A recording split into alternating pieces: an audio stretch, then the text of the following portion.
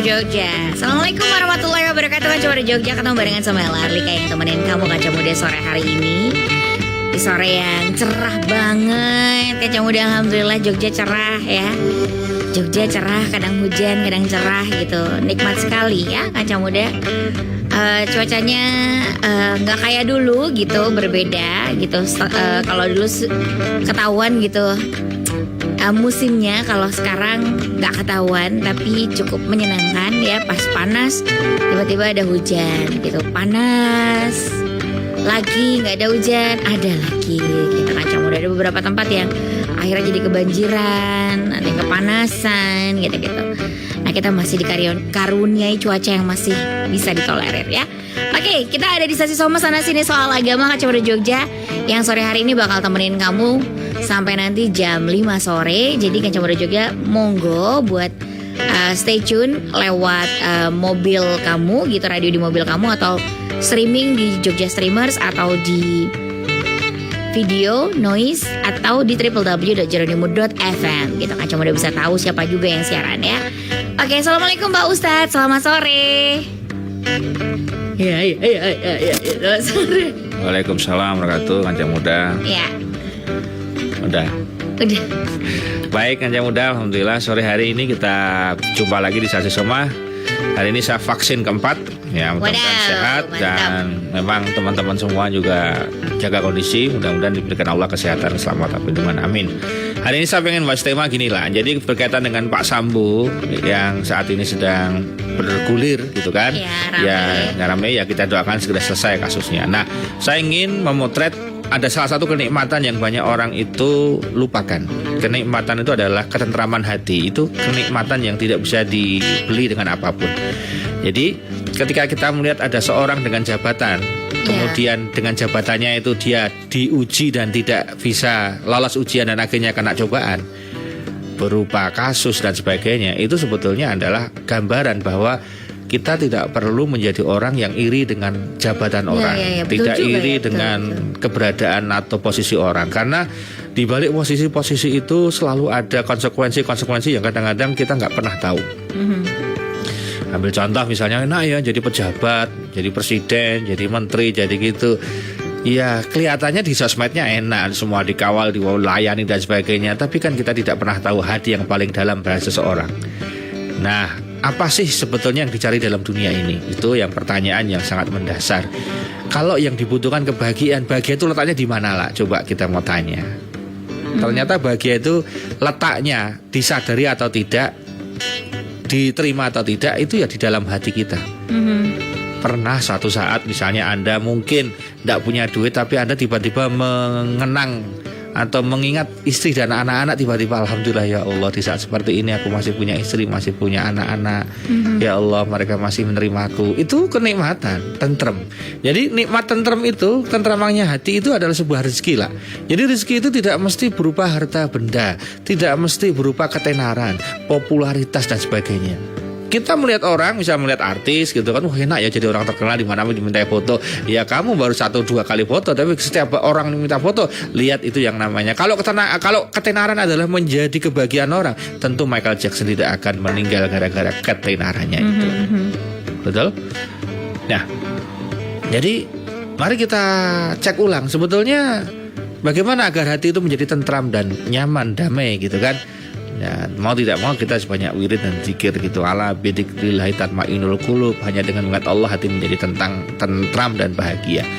Nah, sekarang ini Sasi Soma Sore kali ini hanya ingin mengajak kita, khususnya saya, bagaimana mensyukuri apa yang ada saat ini. Bukan mengirikan apa yang belum ada pada diri kita gitu loh. Jadi banyak orang yang hari ini itu selalu melihat orang lain terus, fokusnya itu loh. Jadi kerjaan misalnya, kalau kamu ketemu teman, kan sering kita itu ini bahasa yang kadang-kadang mohon maaf kelihatannya sih benar ya, tapi kadang-kadang itu salah atau mungkin membuat orang itu malah kurang syukur nikmat. Contoh, ketemu karo kancane dhewe ra, si sapa sik kae, sukses lho saiki. Wah, seakan-akan dia nggak sukses. Padahal Anda itu bisa mendidik istrinya manut dengan Anda, itu sukses yang besar. Banyak orang yang nggak bisa mendidik istrinya galaknya minta ampun, dikendalikan nggak bisa. Anda yang dikendalikan oleh istri Anda. Gitu. Jadi Anda sukses besar ketika Anda punya istri yang taat.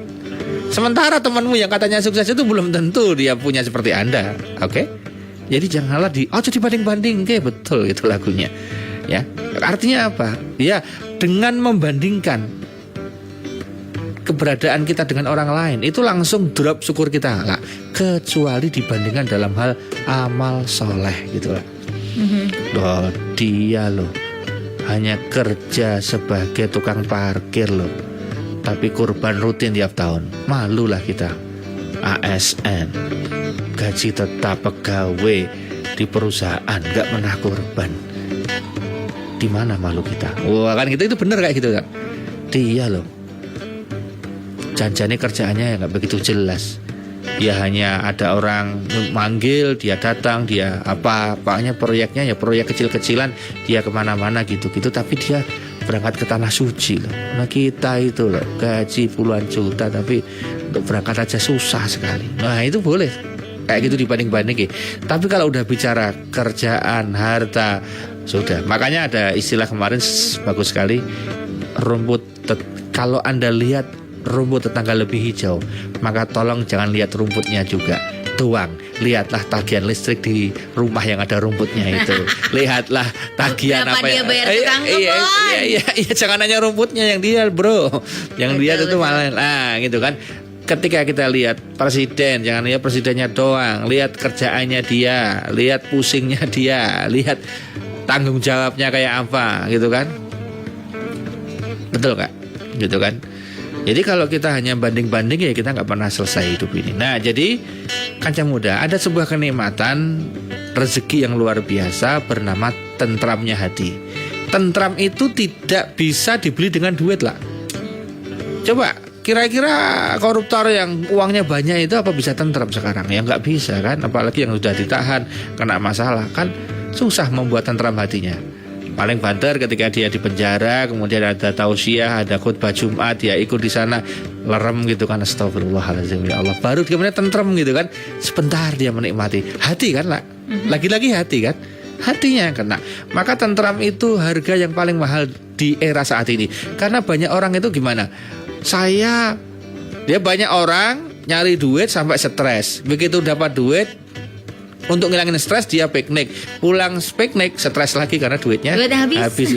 Jadi sebetulnya yang kamu cari itu apa gitu kan. Bener. Makanya kalau kamu udah niat piknik, gak usah bingung masalah duit.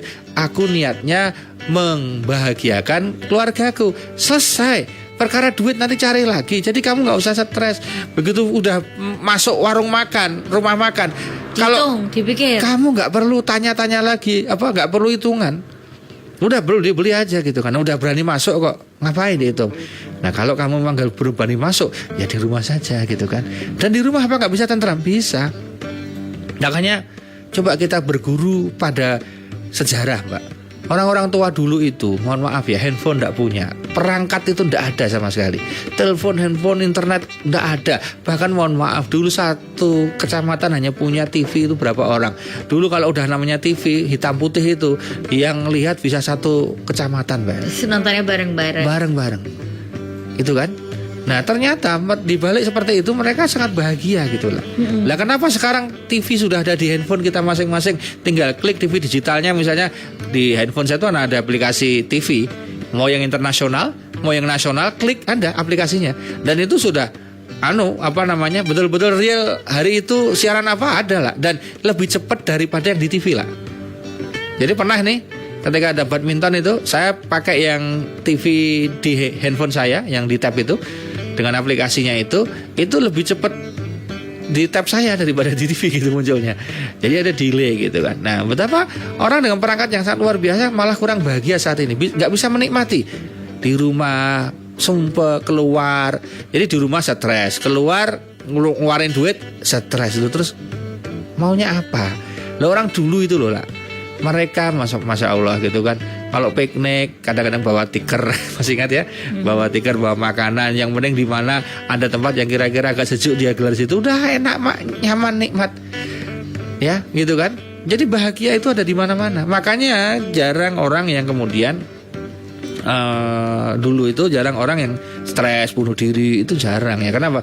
Ya karena mereka bisa mengambil hikmah dari semua peristiwa dan dia menikmati apa yang ada, apa yang Allah berikan pada dirinya saat itu gitu lah. Saat itu atau saat inilah kalau bahasa kita itu. Maka sekarang ini yang punya kerja, syukurilah kerjaan Anda. Ya. Beberapa orang resign dari pekerjaannya bukan karena dia tidak syukur nikmat, tapi memang dia mencari tentramnya hati. Itu juga ada lah. Jadi boleh orang resign kemudian, karena ada kan lah orang ditekan terus akhirnya dia nggak mau tekanan. Seperti itu yang dilakukan oleh pasangan saya. Kan gitu kan, tertekan terus akhirnya dia lebih baik resign. Ya kemudian dia mengambil tindakan untuk mungkin wira swasta, mungkin kerja di tempat lain yang lebih tidak menekan. Apalagi bekerja di mana di tempat kerja penuh kepura-puraan, penuh penjilatan dan sebagainya, itu pastilah kemudian orang kalau nggak kuat imannya, apa istilahnya kuat imannya, tapi dia nggak kuat menanggung beban dosa setiap hari harus ikut kegiatan yang menurut dia itu bertentangan dengan hati nurani, kan masalah kan lah. Menjilat itu kan sebetulnya bermasalah kan. Pimpinannya salah tapi dia suruh membenarkan, agak susah juga kan. Lama-lama dia pikir saya jangan-jangan ikut dosa ini gitu kan, dan sebagainya. Sudahlah. Maka jangan heran ya, beberapa orang terima dodol dawet misalnya, terima dodol warkop atau mungkin warung mie gitu, atau mungkin dia hanya jualan apa gitu, atau di rumah onlinean, itu jangan dihina. Kenapa? Kadang dia lebih tentram, lebih dekat dengan istrinya, dengan anaknya. Tadinya nggak pernah bisa pulang dengan cepat, sekarang bisa pulang dengan cepat ya. Nah jadi ayo kanca muda, kita luruskan kembali bahwa tentram itu dicari di mana? Ya di hati kita. Di hati, bukan di banda ya. Di bondo-bondo itu kan gitu. Nah, salah satu yang langsung instan membuat tentram itu hilang adalah membandingkan apa yang sedang terjadi di diri kita, apa yang sedang kita punyai itu dengan kepunyaan dan kegiatan orang lain. Langsung drop, hilang syukurnya. Pengen bukti gampang. Anda beli mobil baru, cobalah datengin teman Anda yang mobilnya serinya lebih bagus dan lebih baru. Hari itu juga Anda merasa kok mobilnya gak enak ya, padahal baru aja gara-gara lihat mobil yang lain. Padahal begitu Anda syukur nikmat, mobilnya dirawat dengan baik, tidak ada masalah. Bahkan beberapa orang masih mempertahankan mobil jadulnya. Dan dia tidak malu dengan mobil jadulnya. Apalagi di saat seperti ini mobil jadul malah bisa pertalite gitu kan. Nggak harus pertamax misalnya kan gitu kan. Nggak misalnya seperti lo ya kan misalnya gitu kan. Ya artinya apalah. Jadi pokoknya apapun itu, motor, butut, kalau kamu cuci, kamu bersihin, kamu pakai apa yang mengkilap, apalagi kamu ganti olinya, terus terasa baru kan. Yang merasa baru itu siapa? Diri kita kan. Bisa nggak mobil baru merasa lama? Bisa. Baru aja beli seminggu merasa seperti jadul banget, bisa nggak? Bisa. Karena apa? Membandingkan dengan orang lain. Tapi mobil yang jadul banget, dia merasa ini adalah yang terbaik dan kayak baru karena dia rawat. Nah makanya kalau rumahmu terasa sempit, maka yang perlu Anda lakukan adalah kamu coba bersihin rumahnya, kamu coba cat ulang, kamu coba ditata ulang, nanti kan menjadi segar kembali. Ya, oke. Jadi ketika Anda merasa anak Anda kok kurang maksimal, tidak beda dengan anak tetangga yang lain. Nah, kamu karena nggak pernah nyanding anaknya, coba anaknya diajak kemana, anaknya kemudian dites apa, diajak lomba apa, kamu akan nemuin anakmu ternyata pinter di bidang A, kamu push di situ. Kebanggaannya muncul, oh ternyata anakku ya nggak bodoh-bodoh amat. Kamu baru bilang kan. Jadi setiap anak itu oleh Allah dikasih apa? Dikasih senjata masing-masing. Ada senjatanya di kakinya.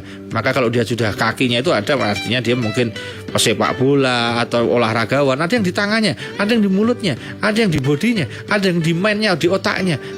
Dan dari sifatnya, sikapnya ya, gitu, itu beda-beda.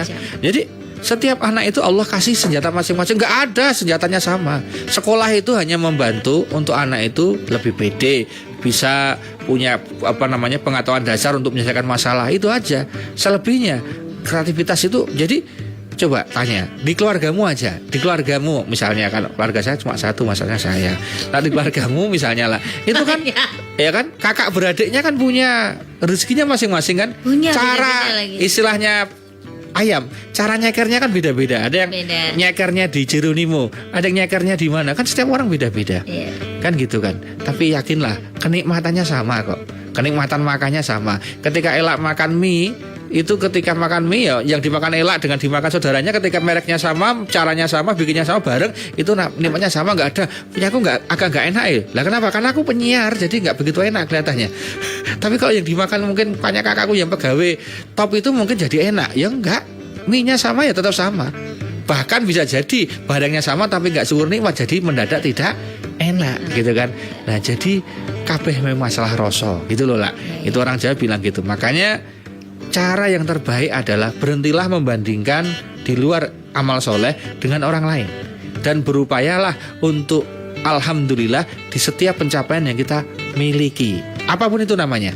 Ya, bahkan Anda yang belum punya momongan ya disyukuri. Mungkin Allah belum ngasih, biar aku mantan anyar terus selamanya. Atau mungkin agak lama. Oke lah, kalau memang ini bukan rezekiku untuk punya, aku yakin nanti Allah akan berikan aku anak di akhirat nanti. Gitu aja, atau digawe penak. Gitu kan. Jadi Anda yang punya anak cuma satu, ya sudah, mungkin Allah titipnya satu karena Allah tahu kalau aku punya dua mungkin pusing. Alhamdulillah cuma satu. Misalnya begitu. Atau kalau nanti dikasih sama Allah, alhamdulillah berarti Allah percaya sama aku, dikasih dua, selesai. Ah udah, nanti kan aku punya mantunya juga anak, nanti kan jadi anakku dua dari satu, selesai. Betul nggak? Enak kan? Enak. Jadi mau sekolah, waduh nggak terima di negeri ya nggak apa-apa, swasta. Oke lah swasta nggak apa-apa. Wong ya sekarang itu semuanya juga yang penting adalah bagaimana memperbaiki diri. Walaupun swasta bismillah insya Allah tidak kalah sama negeri. Gitu aja dibikin enak kan enak. Betul kan? Apapun bisa bikin enak.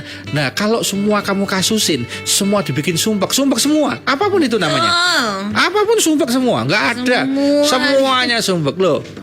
Makanya ya, semua serba tidak disyukuri. Iya. Saya. Oh itu kan.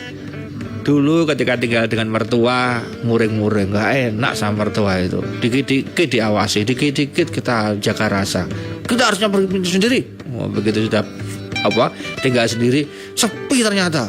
Jadi cuma kamu rame terus saja malahan. Enak dulu sama mertua nggak pernah rame karena mau rame isin misalnya. Nah, jadi apa-apa jadi kasus saja. Jadi kan ada orang itu yang tipenya apapun jadi masalah. Tapi ada orang tipe apapun itu jadi barang untuk bisa bahagia. Jadi berkah. Iya, begitu lihat istrinya yang cerewet, minta ampun. Alhamdulillah. Selain punya istri apa? Ya Allah. Bayangin kalau istriku cuma diem kayak tebok itu nggak. Ditebuk. Kayak gitu kan. Aku Iya. datang dia diem, aku ngomong dia diem. Kayak apa jadinya rumah ini? Ini rumah apa kuburan gitu kan. Jadi alhamdulillah kan. Nah, toh seorang suami istri yang punya suami diem, nggak pernah bicara, nggak banyak ngomong. Alhamdulillah suamiku tuh pendiam. Kalau dia ngomong, aku takut sebetulnya. Ya udahlah, cocok kalau dia diem. Kita kan punya anak, apalah pokoknya apapun itu kalau dia mensyukuri, itu akan menjadi sangat luar biasa. Dan harus mulai kita latih lah. Harus kita mulai latih. Kalau nggak dilatih nggak bakalan bisa. Dan itu akan ketemu setiap hari lah. Bangun misalnya, ketika bisa bangun pagi, alhamdulillah bangun pagi. Ketika siang, ya alhamdulillah siang. Berarti ini koreksi agar kita bisa bangun pagi lagi. Gitu kan enak aja. Terlambat kerja, ya disyukuri aja. Artinya terlambat itu untuk koreksi agar besok tidak terlambat lagi. Nggak terlambat ya alhamdulillah. Pokoknya dibikin enak. Semua ada hikmahnya. Jadi orang-orang alim ulama dulu itu begitu hatinya kena wirid, kena zikir sama Allah dekat, itu semua yang terjadi di sekitarnya itu menjadi butiran hikmah yang dia ambil tanpa henti-hentinya. Seperti buku berjalan lah. Dia seperti membaca gitu. Alhamdulillah tadi ada ini, kalau enggak saya jadi apa. Wah kan enak sekali. Nah dari situlah bayangin ketika seorang anak mensyukuri punya orang tua atau enggak punya orang tua karena sudah meninggal, maka dia tentram hidupnya. Ketika seorang orang tua mensyukuri dia punya anak atau tidak, tentram hidupnya. Ketika istri mensyukuri keberadaan suami dengan keberadaan istri, ketika semuanya mensyukuri semuanya, maka yang terjadi apa? Postingan itu hanya sebagai hanya postingan yang dia nikmati saja. Oh elak sekarang di Jakarta. Oh sekarang si itu sedang umroh. Oh ya mudah-mudahan aku bisa. Jadi dia nggak baper. Elak umroh loh. Coba toh. Kok iso yo? Oh yo.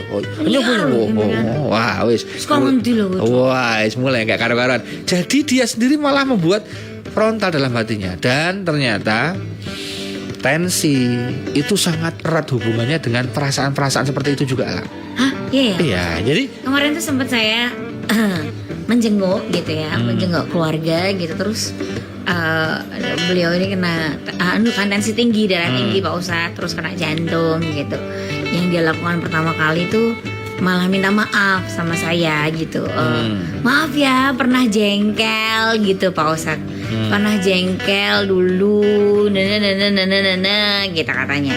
Karena waktu kemarin dengar kata Ustadz itu kalau kita jengkel bikin tensinya tinggi atau jantungnya gimana gitu. Emang gitu ya Pak Ustadz? Iya. Jadi ternyata kenapa para sahabat dulu tuh tidak ada rasa benci atau iri dengan pencapaian sahabat yang lain kecuali dalam amal soleh. Dan begitu lihat orang lain lebih beramal solehnya lebih, itu dia tidak benci loh sama yang itu. Dia malah ngaji. Aku diajarin dong biar bisa puasa kayak kamu. Aku diajarin dong biar aku bisa tahajud kayak kamu. Jadi dia malah menjadikan mentor. Jadi dia malah sowan. Nah zaman kita kan enggak toh. Begitu ada orang yang lebih sukses, wah mesti dia tidak sowan ke orang itu untuk belajar, tapi dia sowan ke tempat-tempat orang yang sama-sama susah buat diobong. Itu kan gitu. Seru ya. Iya, dan itu ternyata membuat tidur tidak pernah nyenyak. Ya. Dan itu ciri tensi tinggi. Kalau kamu malam itu susah tidur, itu tensinya tinggi. Tapi kalau ngantuan terus itu gulanya tinggi kan gitu kan. Jadi sebetulnya sangat erat betul hubungan aliran darah, peredaran itu dengan rasa benci, dengan rasa iri, dengan rasa tidak terima, dengan kemangkilan itu betul. Kalau gula kenapa Pak Ustadz? Gimana? Kalau gula? Lah, kalau kita bicara gula ini kan bukan konsultasi kesehatan ya. Jadi beginilah. Kalau tadi kan masalahnya ya, karena jadi perasaan gini, kan Pak ya, Ustadz? sama perasaan kan. Kalau makanya coba enggak, kamu boleh tanya ke dokter-dokter. Iya. Orang yang kena tensi dan kena gula itu akan diberikan saran yang sama. Apa tuh? Nah, senang banget, susah banget, nanti gulanya bermasalah. Jadi ada, ini serius. Misalnya Pak Dedi itu kan pernah itu, ya, itu pernah dia kena gula kan, dia gula. Nah gulanya itu pernah naik tinggi sekali. Terus ditanya sama dokter, kamu kenapa? Oh saya udah nggak mau ngerokok, ini nggak boleh, jadi saya nggak ngerokok. Coba sekarang ngerokok, langsung dilihat gulanya normal. hanya gara-gara dia tidak tersalurkan keinginannya. Itu menjadi masalah. Nah, di zaman sekarang tidak tersalur keinginan itu banyak sekali kan. Pengen punya rumah, pengen punya mobil, pengen duit banyak, pengen ini kan gak tersalur. Lah kalau kamu gak menyublimkan dengan istighfar, dengan kemudian bersolawat, dengan memperbanyak wirid, dengan mensyukuri nikmat, itu kan sumbatan semua. Makanya kadang aku itu udah menghindari garam ya. Aku itu udah kalau minum gak pakai gulai. Aku tuh udah gak makan nasi. Kok tinggi aja. Ternyata perasaan itu dominan. Perasaan kepengen gak keturutan, punya angan-angan, lihat orang progres bagus marah, lihat kondisi diri tidak ada progres ngamuk, sebel. Jadi bawaannya bangun tidur itu sampai tidur itu aku kok udah pengen yang terus ya. Di jalan aja dia sampai mikir sampai nggak karu-karuan, nggak bisa menikmati. Makanya loh, coba di desa itu loh. Kadang cobalah ke desa. Kadang-kadang habis orang maton, udah panjang umur, nggak sakit, santai. Padahal apa?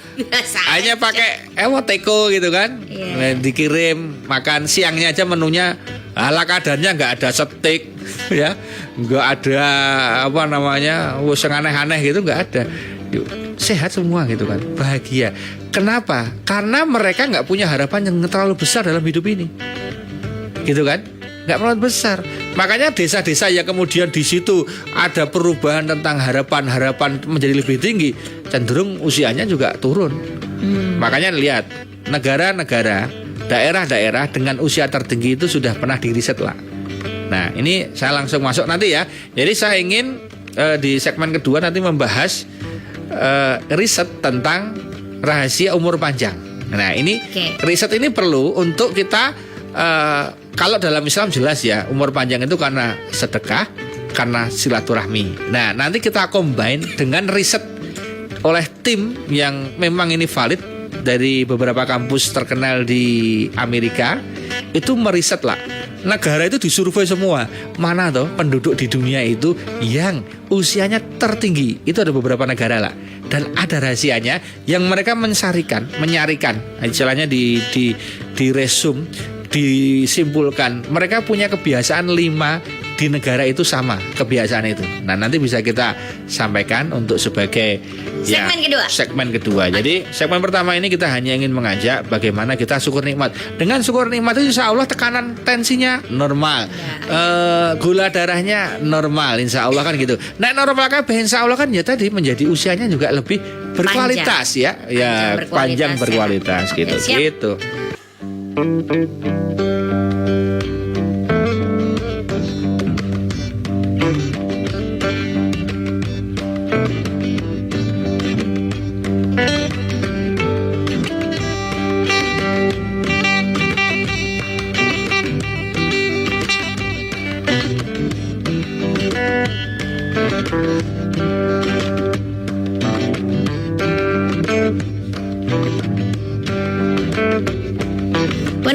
Main Jeronimo The Son of Jogja. Balik lagi di sesi Soma sana sini soal agama nih Kaca Muda Jogja.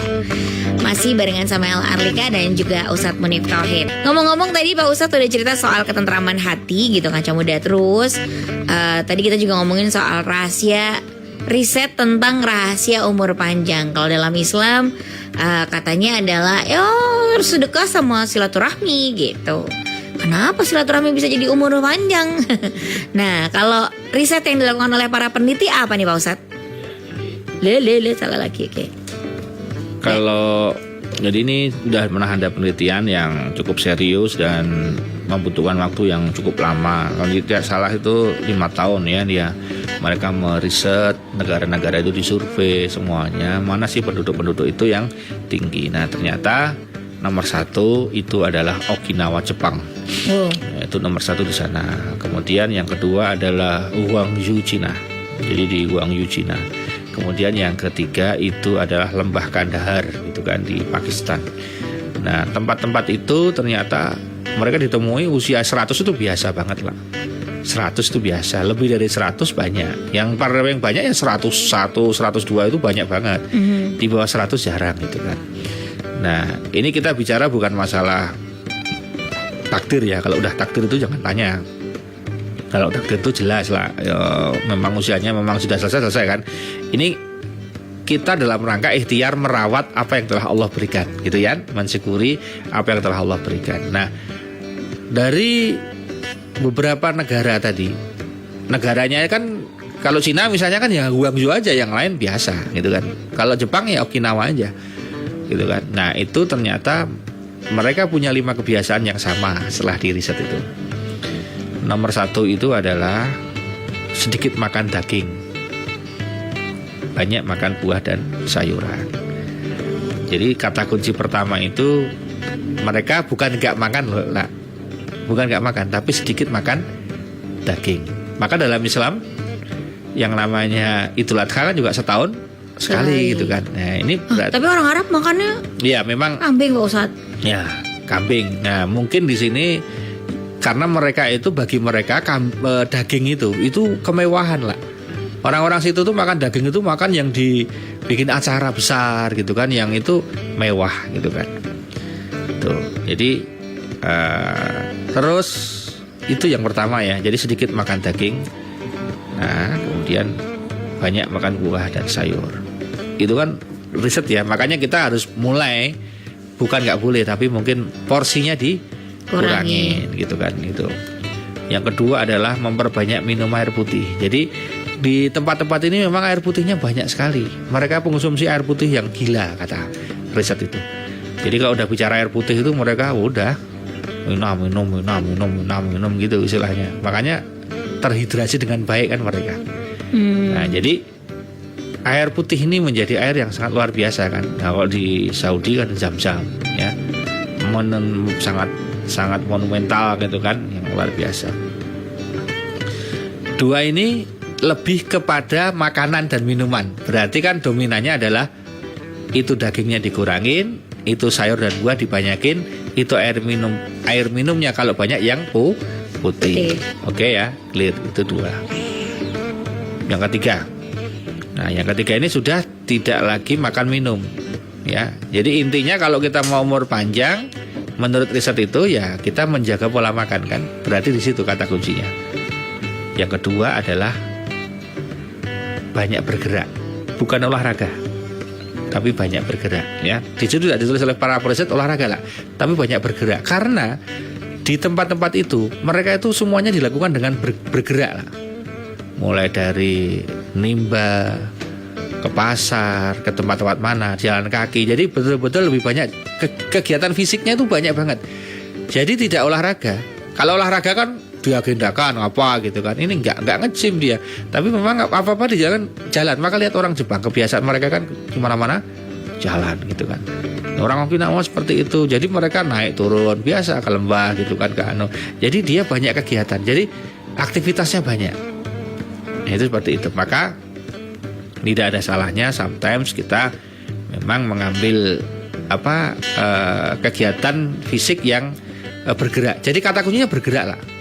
Nah berarti kalau kita di rumah ya kadang-kadang membersihkan rumah itu gerakan, kadang-kadang merapikan rumah gerakan, atau mungkin nyiram itu gerakan. Jadi banyak orang bilang, orang Jawa golek keringet gitu kan. Nah itu sebetulnya membuat gerakan. Karena dengan gerakan menurut riset itu adalah organ-organnya tubuh terlatih, tidak aus gitu kan. Nah jadi ternyata ya sama dengan ternyata elektronik yang disimpan nggak pernah digunakan ya malah cepat rusak. Contohnya baterai. Ini yang saya sudah buktikan. Jadi handphone itu kalau nggak pernah dipakai itu malah gampang drop baterainya. Dibanding kalau baterainya memang sering dipakai. Jadi cas gitu. Itu memang di situ. Jadi lihat handphone yang kemudian nggak pernah, malah di eman-eman, nggak pernah dipakai, malah tiba-tiba malah drop. Kalau nggak dipakai sama sekali, sekalian dari baru mungkin beda ya. Tapi kalau itu kan seperti itu. Itu yang ketiga. Yang keempat itu mereka mempunyai momongan lagi atau mempunyai sesuatu yang dipelihara lagi. Makanya beberapa orang direkomendasikan punya anak lagi ketika usianya sudah tertentu, itu menjadi semangat hidupnya ada, menjadi gitu. Atau kalau orang tua sudah menopause, sudah nggak bisa punya karena memang secara bahan dasarnya gitu kan sudah terbatas, makanya dia senang sama cucu gitu kan. Maka simbah-simbah itu yang kemudian dengan cucunya dekat itu lebih panjang usianya. Nah, jadi dia punya momongan. Nah, punya momongan ini didetailkan oleh para perisetnya itu memang ada orang yang kemudian punya momongan lagi di usia tua. Ada yang kemudian tidak punya momongan tapi dia momongkan orang lain, artinya punya anaknya karena dia punya cucu. Atau yang ketiga dia nggak punya segalanya itu tapi dia kemudian hewan peliharaan, gitu kan. Jadi ada kegiatan bagaimana dia melihat ikan-ikan, membersihkan akuarium, membersihkan kandang. Jadi itu seperti apa? Jadi ada aktivitas yang kemudian dia itu kayak dalam tanda petik sedekah lah.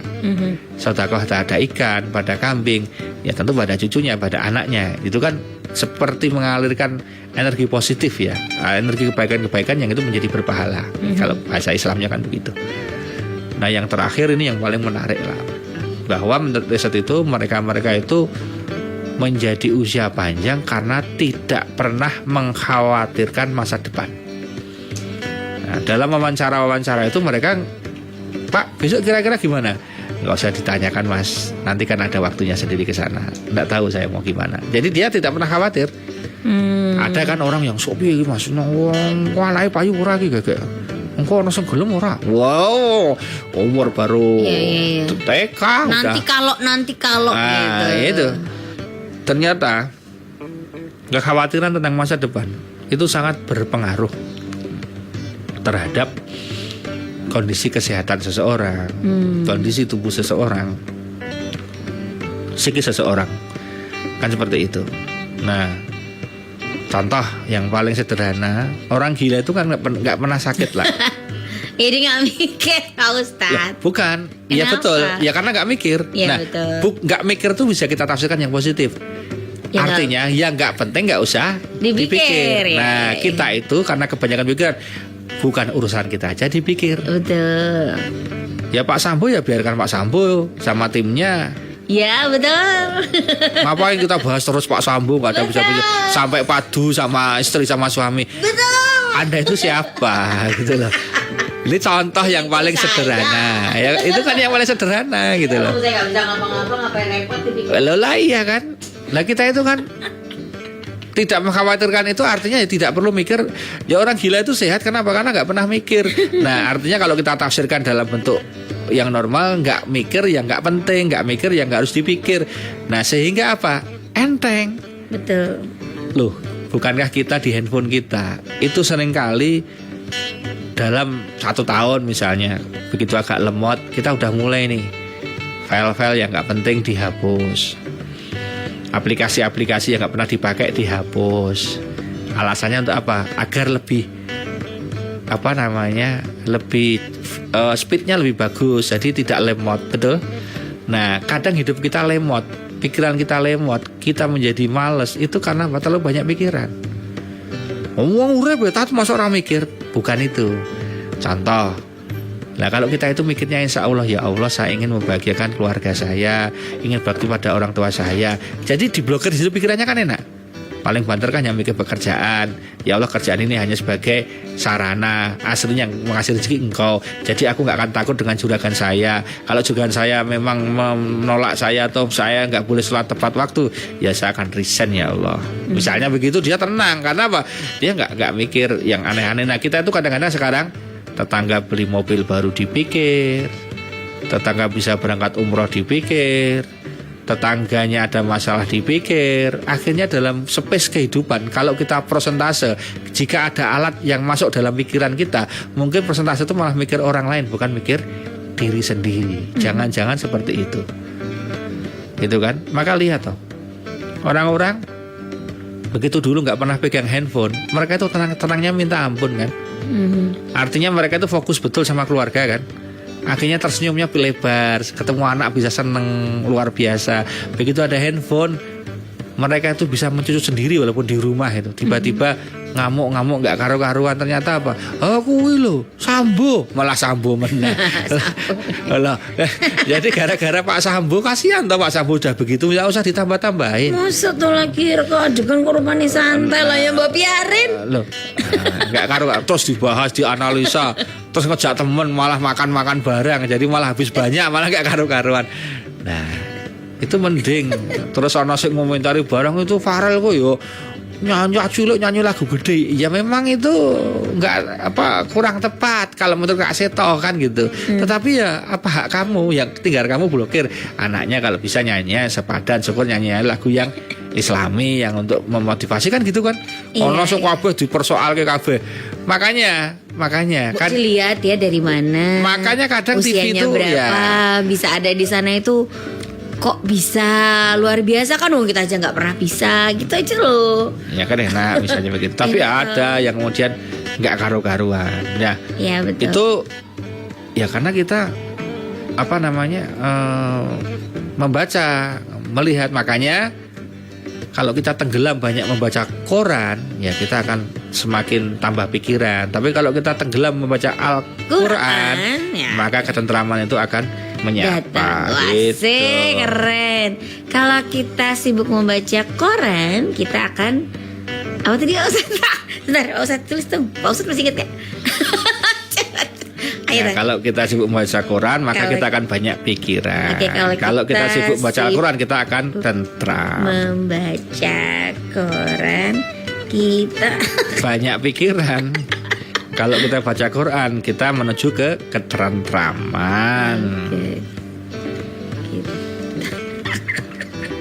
Gitu ya kayaknya udah. Jadi mendingan sibuk baca Quran biar kita tentram. Waalaikumsalam Pak Ustadz. Oke, terima kasih Pak Ustadz. Mudah-mudahan Kaca Muda Jogja ada yang bisa kita dapetin sore hari ini gitu, Kaca Muda, tentang sesuatu yang jadi rumusan gimana caranya sebenarnya ketenteraman hati itu ada di kita gitu. Ada banyak persoalan di sana, ada banyak hal yang mungkin mengganggu mata kita, ada sesuatu yang bikin kita jealous, kita Kaca Muda, ada sesuatu yang nggak ketarget gitu. Tapi gimana caranya sebenarnya supaya hati kita tetap bisa tentram gitu, bisa menikmati hidup, bisa menikmati, masih bisa bernafas dan masih bisa menikmati apapun itu, dan akhirnya tubuh ini juga tidak terbebani dengan segala pikiran kita yang terlalu kemana-mana, Kaca Muda, dan hati tetap tentram. Oke, terima kasih Pak Ustadz. Kita ketemu lagi minggu depan. Assalamualaikum warahmatullahi wabarakatuh. Ella pamitan. Love Jogja and you, and bye-bye. Love Jogja and you.